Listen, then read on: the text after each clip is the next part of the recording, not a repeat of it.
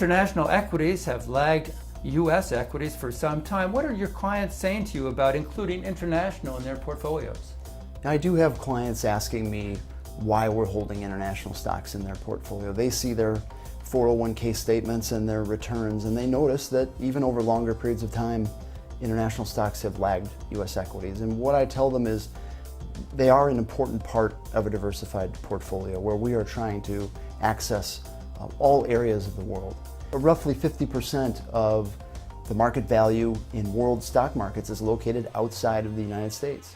And it's over 70% of the companies are located not in the United States. So that's a large opportunity set that we would be missing if we were not investing in international stocks. What does your research and analysis tell you about this particular sector? Some folks like to focus on valuation, and one trend that you do see now is that U.S. stocks on a cyclically adjusted Shiller PE basis are trading above their historical average, while international stocks are trading below their historical average. So you could make the argument that perhaps the run of outperformance for U.S. stocks could come to an end at some point. The point of a diversified portfolio is not to make bets like that, it's to have these things in your portfolio so that you're always capturing markets that are outperforming at any given time. In your view, what's the opportunity for international equities for the rest of the year?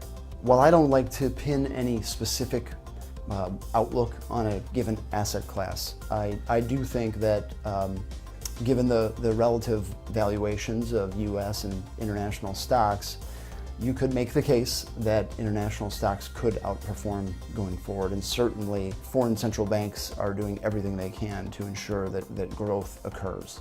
So I think, again, it is a part of a diversified portfolio that has a place and should be there. Your parting thoughts on international equities and what investors should think about them? Like any good investment strategy, discipline is required. And that requires that we go through and we just have to tough our way through periods of underperformance of any one asset class. And if you were to look back at historical rolling returns of U.S. and international stocks, they do tend to trade off outperformance. U.S. outperforms for a while, followed by international stocks outperforming for a while.